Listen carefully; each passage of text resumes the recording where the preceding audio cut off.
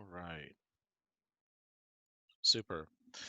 Hi, everyone. It's Eric Wolf again, and welcome to session 2, Promoting Food Loving Travel in Low Season. And I'm delighted to introduce Anna Blaua to you today. Anna is a PR executive with the Riga Tourism Development Bureau. And as is our custom in our online summit, we tend not to go over the speaker bios because everyone can read your bio on the website. So we won't waste valuable time going over more about your great background. But Anna and Riga got on our radar because Anna met Jane Connolly, who works with us in Galway at the European Young Chef Award competition. And they struck up a conversation. And what impressed Jane was the way they do their food events there and how the food events cater to both visitors and locals alike. And we struck up a conversation with Anna, and that's why we're here today. Hi. So Anna, why don't I turn things over to you? I'll be quiet and let you do your thing. Okay, thank you very much. So I'll just start sharing my screen. There it is. Share.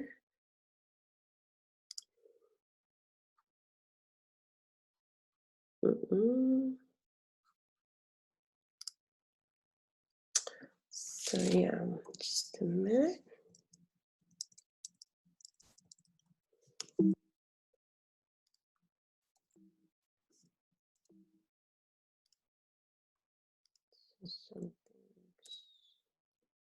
We see it fine, Anna.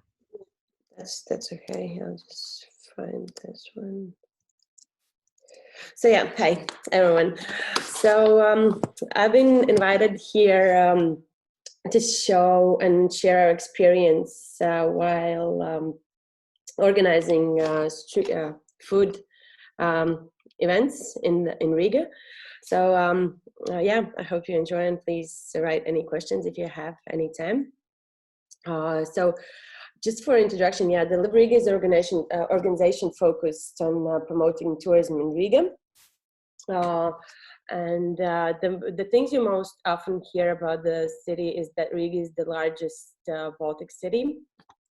With great architecture and a great collection of Art Nouveau buildings, but it's also about being half an hour drive away from the Latvia's nature, which is true. That's why Riga has hosted more than 3.5 million tourists in 2019.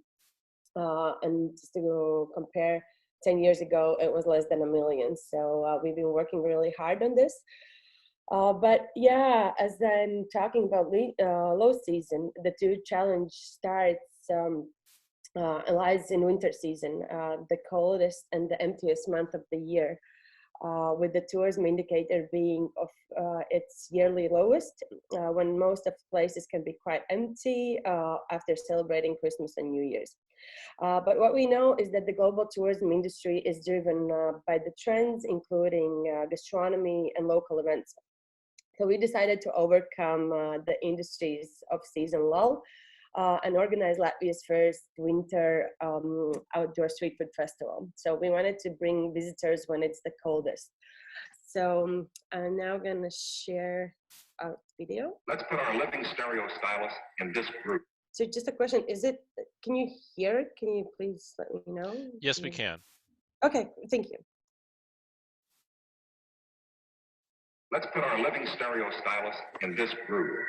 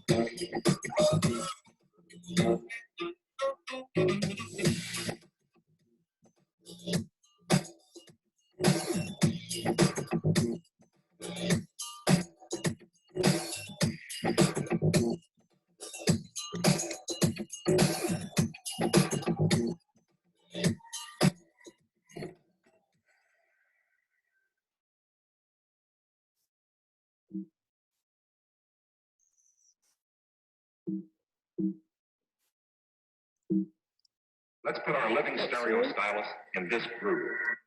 So yeah, sorry for that. Our very first Riga Street Food Festival was held in 2017, and when Riga was tiled as part of European Regional Gastronomy. We had to think of how to kick off the year and how to attract more gastronomy tourists starting from January.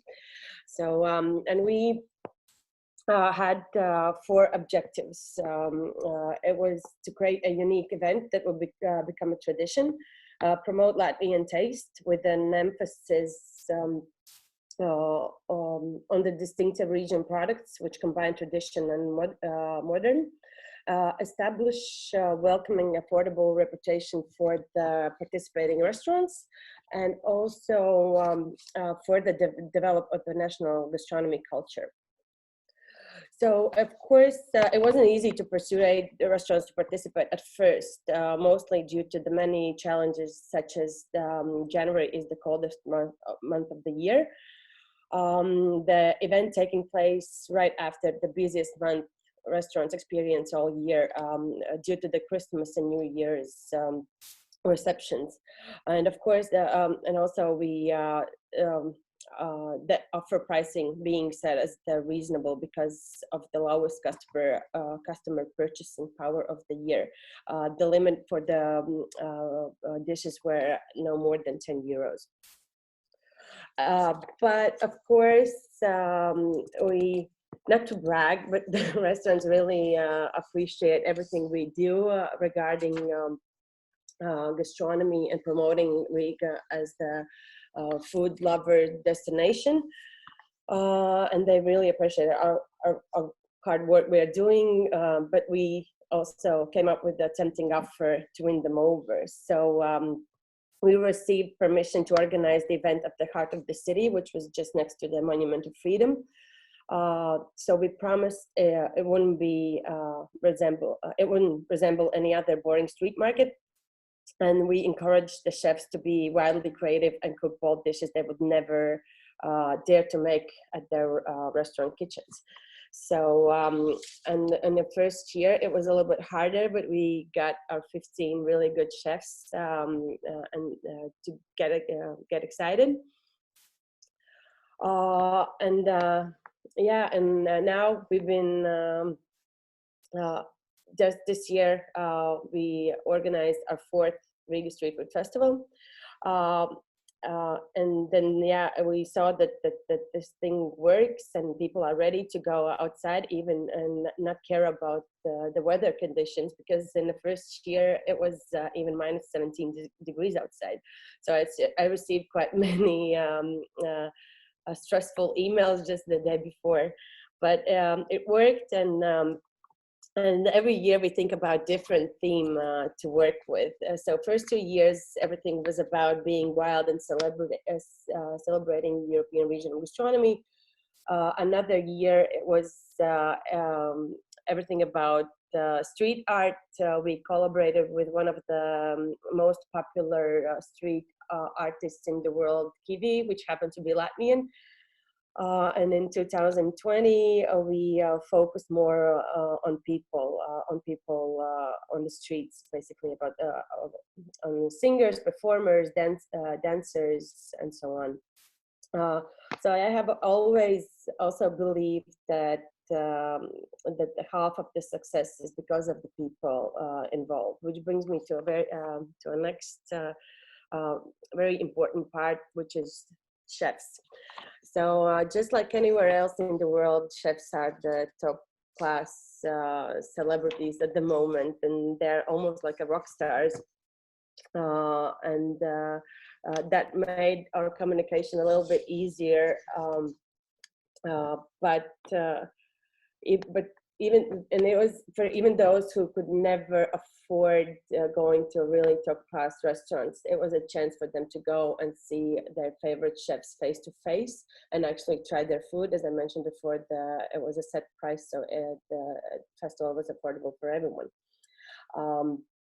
And people would know them, yeah, from TV or radio shows, or just, yeah, from somewhere online.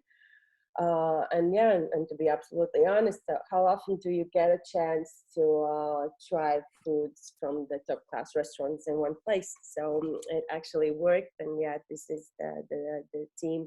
Some of them changes over the years, but most of them remain the same. So yeah, and about communication regarding the festival. It is really, of course, it's really important instrument for us. So every year we use mostly social media and PR campaigns to inform the public about the festival. For communication purposes, we have created innovative moving pictures of the most famous chefs, such as cinemagraphs.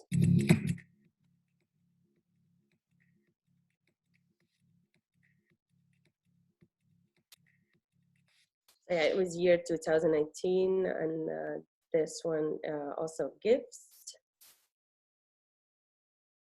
So things like that, which are really easy to share online, and so they look cool enough that people actually, yeah, the chefs themselves want to share them online, so and to reach more people. Um, uh, and I would say that yeah, in the first year we spent only 75 euros on social media campaign, which now seems ridiculous, but it was with the cinemagraphs, and but we reached around 25,000 people with them. So, but it was, yeah, it cost us 75 euros, and this year it's been a lot more. Yeah, we spent around 4,000. But now we are also learning year by year, and we are now also promoting a lot more the festival itself to the audience abroad and to our tourism target markets, which is Lithuania, Estonia, a little bit in Russia, and yeah, in Belarus sometimes. The festival, the Facebook event usually is one of the most popular events at the time. It usually also widely covered in news stories, in national print, TV, online. We also print printed invitations, which we distribute in the restaurants, in hotels, at tourism information centers. We have sent surprise boxes to influencers with greetings from the chefs. So we've done a lot of crazy things. So, but at the end, the praising attendee social media reviewers has become the best publicity. That's for sure. So in numbers,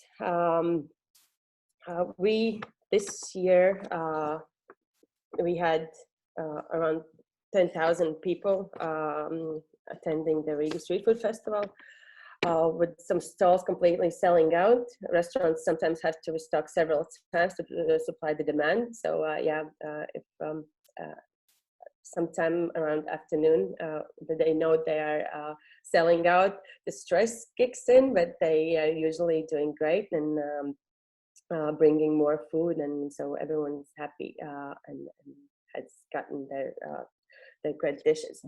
So, and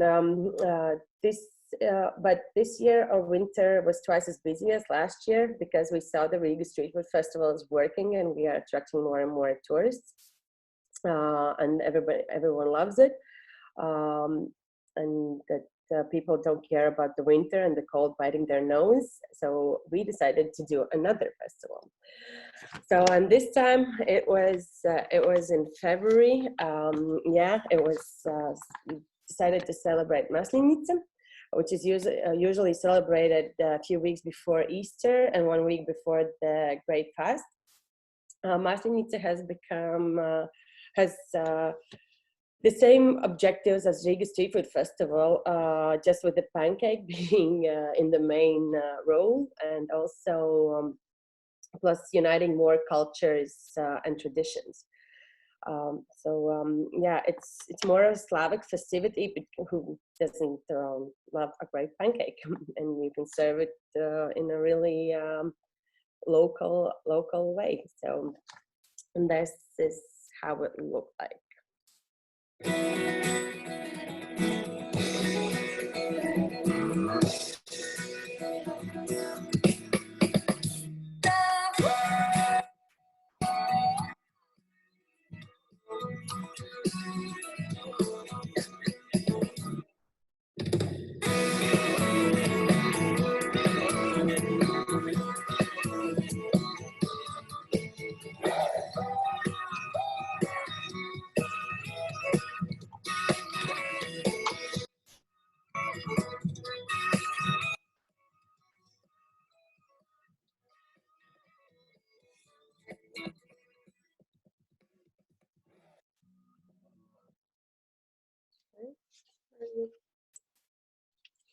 Sorry.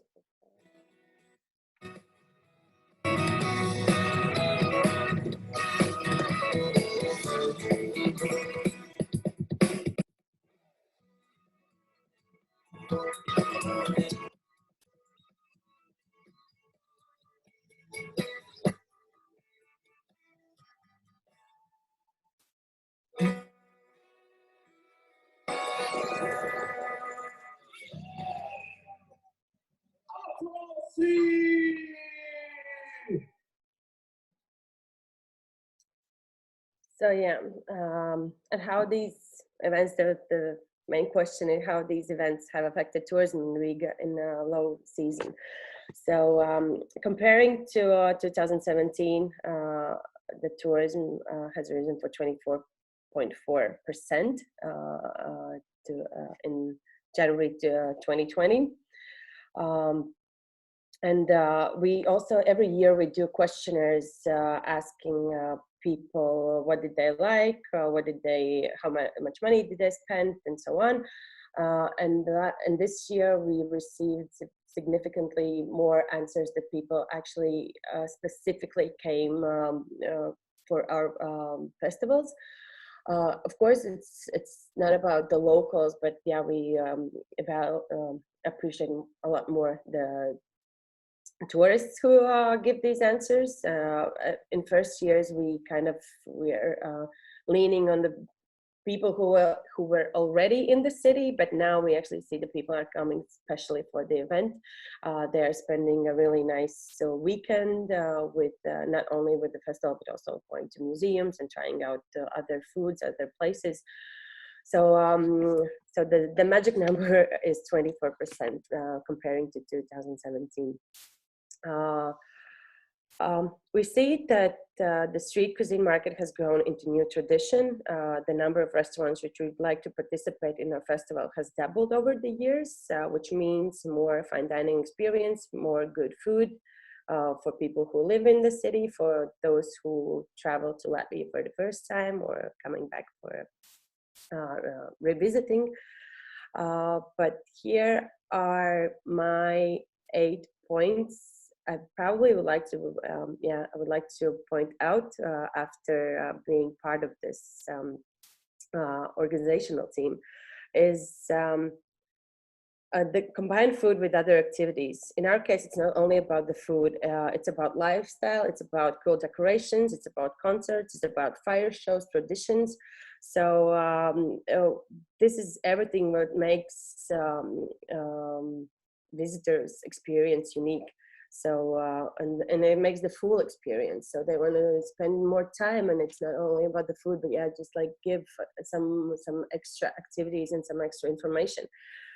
The second would be the choose your audience. Like Riga Street Food Festival, it's more about it's more fancy, it's more hipstery, it's more about people actually sharing their experience during the festival and asking, what did you try, what kind of foods did you try, where did you get this, where did you get that.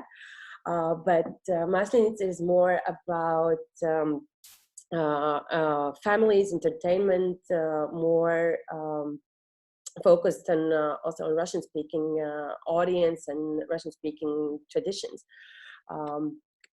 So yeah, just I would suggest to see what people you actually want to see at your festival. Another my suggestion would be doing things step by step. You have to have an idea how the result should look like, but then you have to see and the final goal and set it. But you might not achieve it in the first year. So we started with the locals in the first year, and just as I mentioned, yeah, we were counting more on tourists who were already in the city. It worked well, but next year we already knew what we were missing, and the percentage of locals and tourists has changed over the years. And we are getting closer to our main goal that we have more and more tourists. So just you have to have the final idea, but it's okay not to achieve it in the first year. Um, another point would be that you have to find great partners, and here I don't mean just restaurants, but the whole team, agencies, we are video photographers, free ambassadors, basically everyone who feels the same way about your idea. And if your idea is good, they're willing to work with you even for free with no charge. And that has happened, that our festivals are so interesting for the locals as well, that we get our local influencers coming to the festival and posting, and they have become our ambassadors, unofficial ambassadors. So another one is think opposite. I would say in any category, it just also makes people surprised. I don't know, if you are a warm and sunny destination, think about opposite, as about something cold, about something unique that you might give to your visitors. I think that works quite well, as we did, that with the winter. With the January, basically, that everyone wants to just be inside, have hot drinks. We just made them go outside, and then get the full experience. And make people trust your brand and trust your organization. Talk to them, ask them what they want, what they like, how they see things. And as I mentioned at the beginning, most of our partners trust us, and they know that whatever Riga would do, that would be really interesting and unique.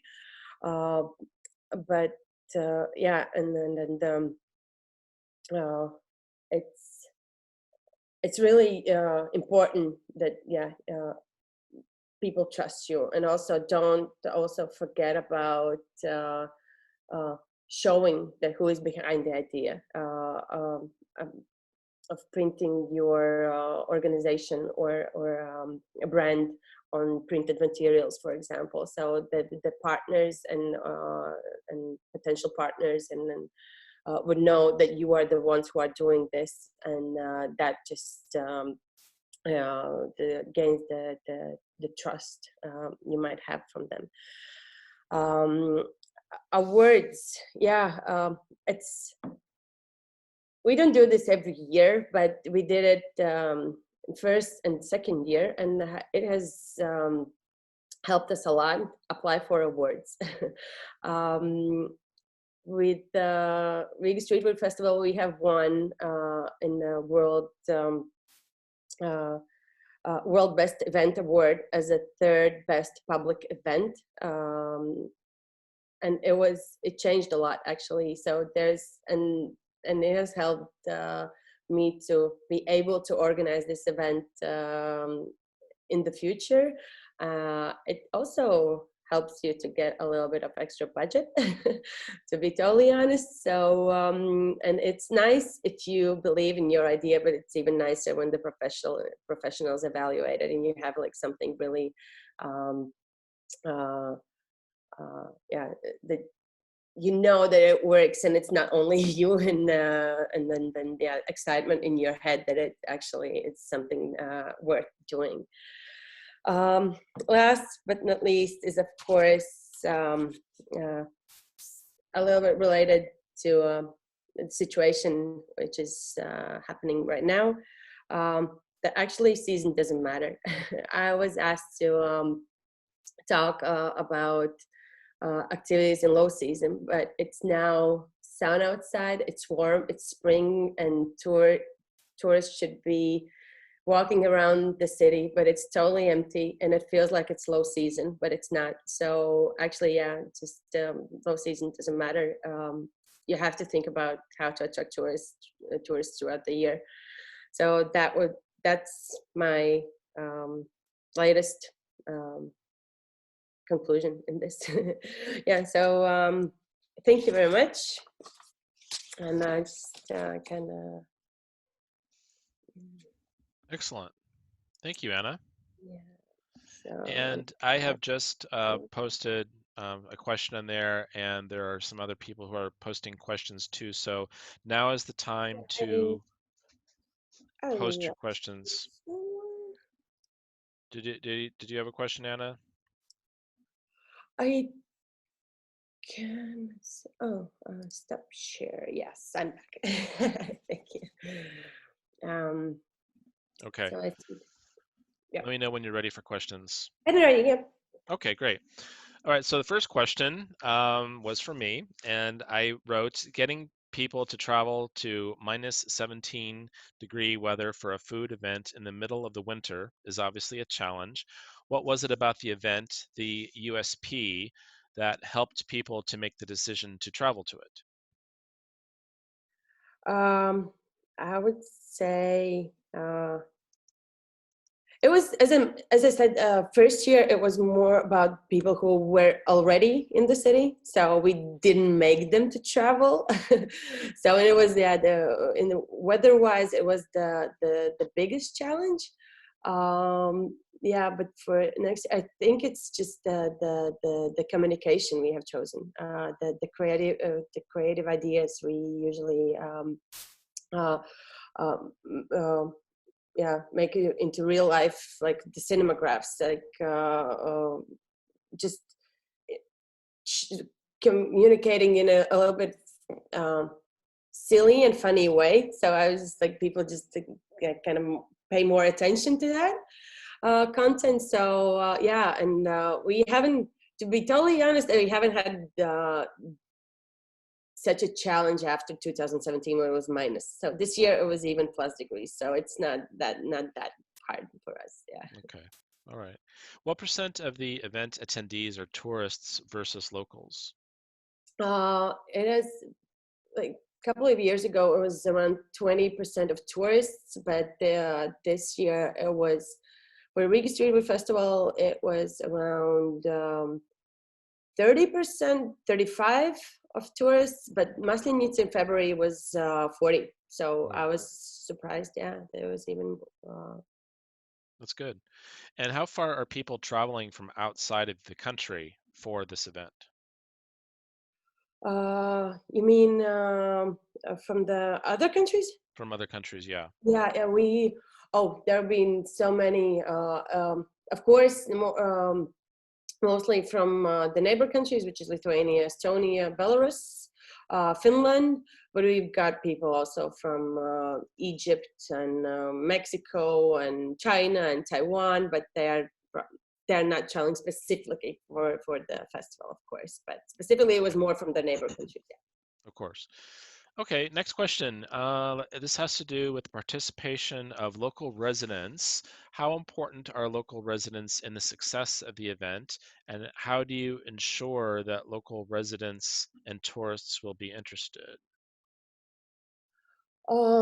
Locals for the first year, it was really. of course, really important. We tried.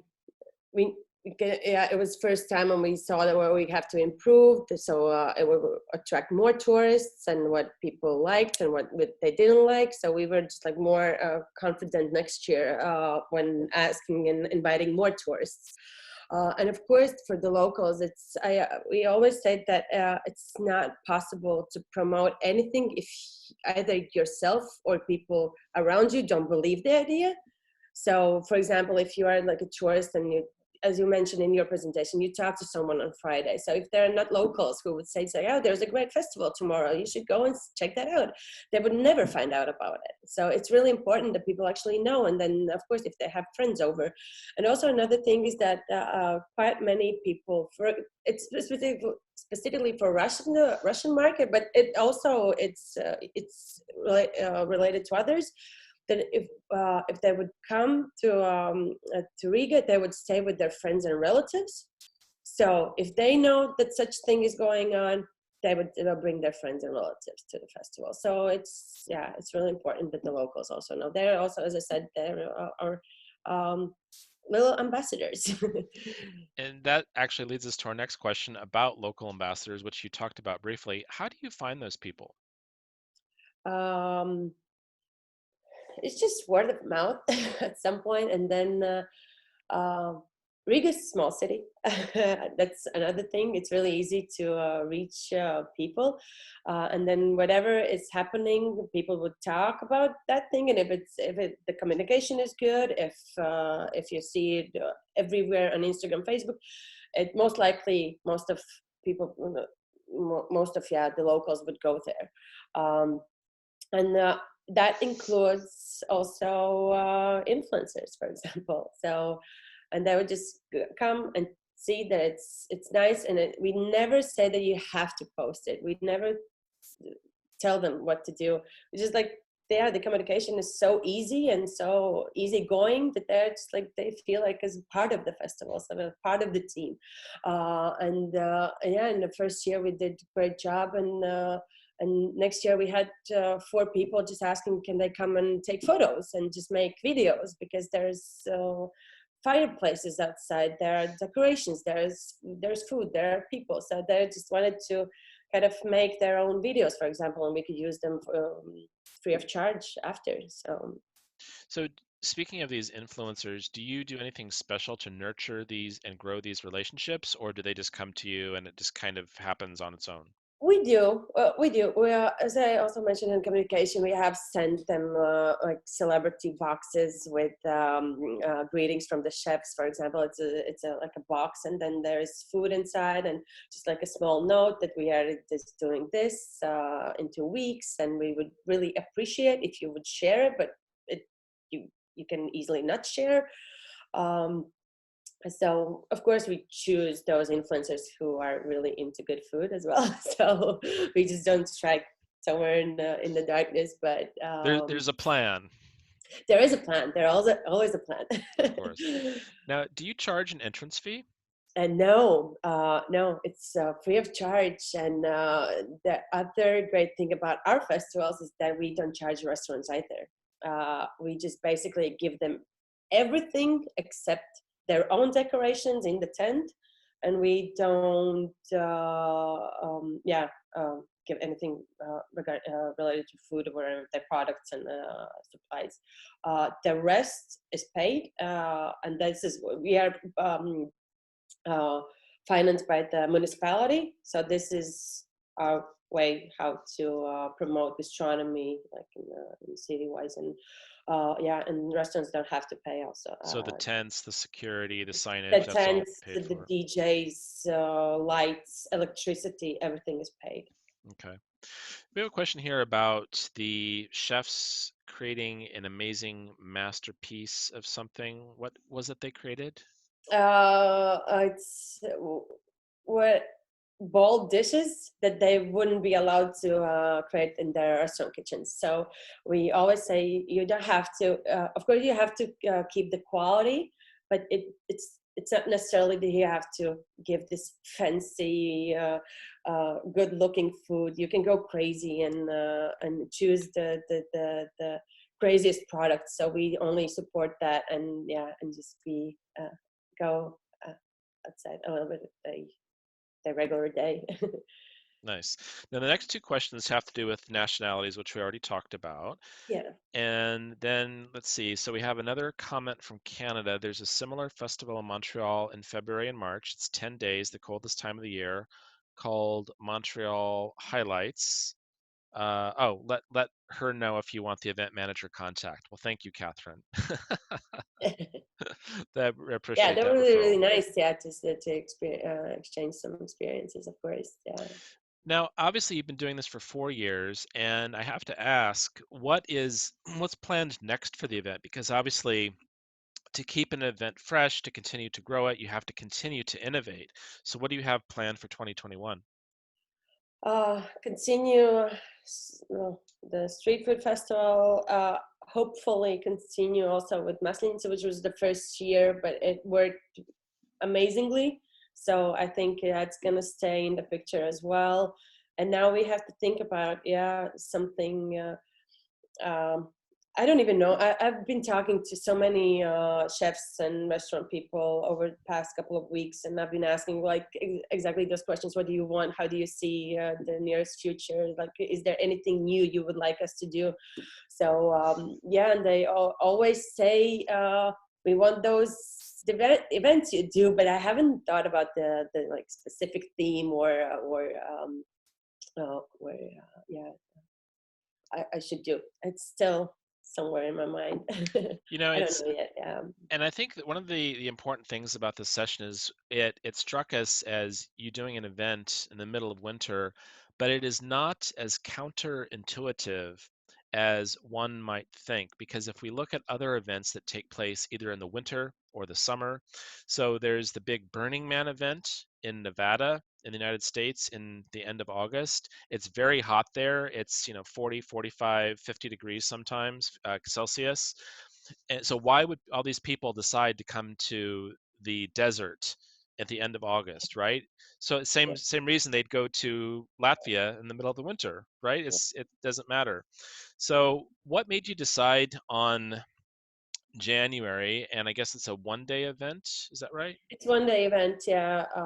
But it was the January, as I mentioned. It was in 2017. We were part of European Regional Gastronomy, and we had to think about the kickoff event. So, and since the Thailand started in January, we thought we should do something, but doing something indoors, inviting only I don't know 100 stakeholders wouldn't make that much of a sense. We wanted to tell more people that what we are celebrating. So this is how it all started. So, but yeah, it worked quite well, and so we've been doing this for 4 years. But yeah, as I said, the January, I had experience before with festivals, of course, which were organized in summer, like Riga City Festival Restaurant, where we do everything is white and fancy, and then with the tablecloth and chairs, and it's a totally different. It's like more of a restaurant experience, yeah. But the January was the reason of the European Regional Gastronomy.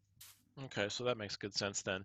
So what is your plan then if you have a big snow or ice storm? Do you move this indoors or what do you No, we do? don't have the extra plan actually. We just take our shovels. We just clean the snow, and we do what we plan to do. It's always um, a weird feeling at night before, and I would just like go look in the sky and wish that the snow comes, but not too much. The year when we had the most snow, it was the greatest atmosphere actually. So we just Yeah. we clean the streets, and everything's good.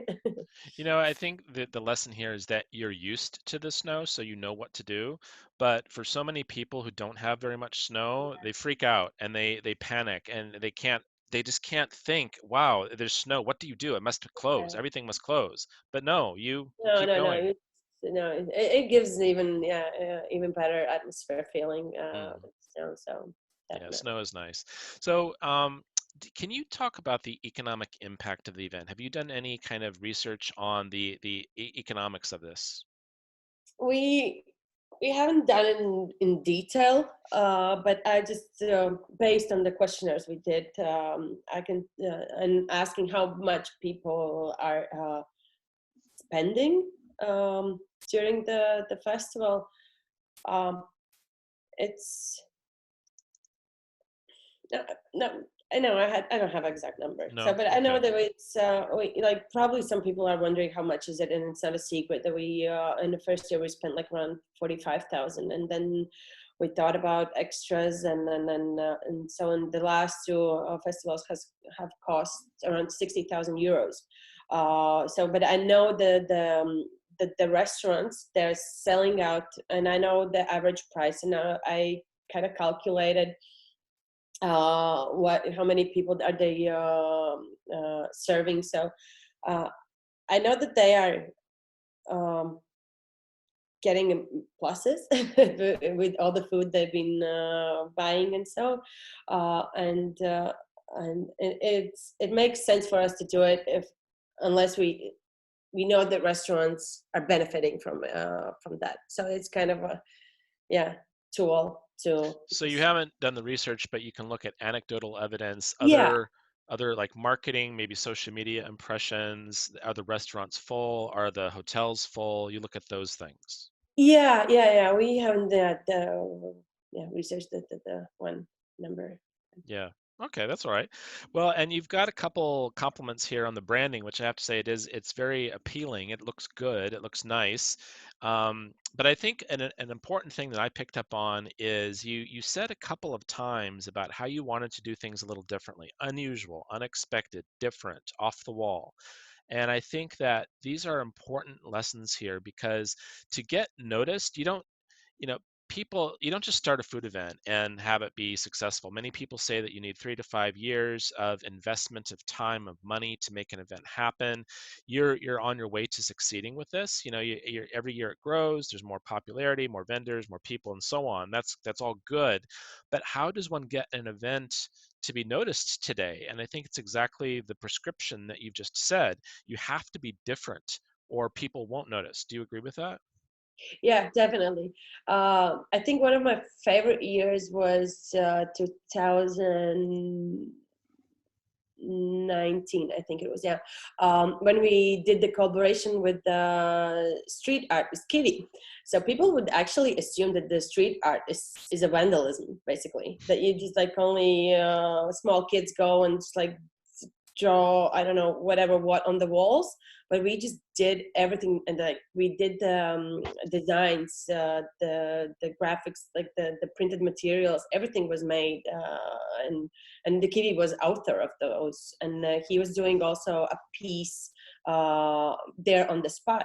So people actually knew that they kind of realized that it's not vandalism, it's not just like something random on the wall. So it's and you just pay more attention also to those things. It's also about education a little bit. So things like that, and you have to think about different kind of things. But we are lucky enough to be able to organize this. It's in the middle of an old town, so if you would go on a regular day, it doesn't look big enough. First of all, and secondly, I don't know why we actually are allowed to do it, because like the walls are quite high, the streets are narrow, and we do the open fire things and stuff like that. But it's just we are blessed to have that that spot in the city, so which attracts people already itself. So it's yeah, it's not usual to have things like that in Old Town. So Yeah.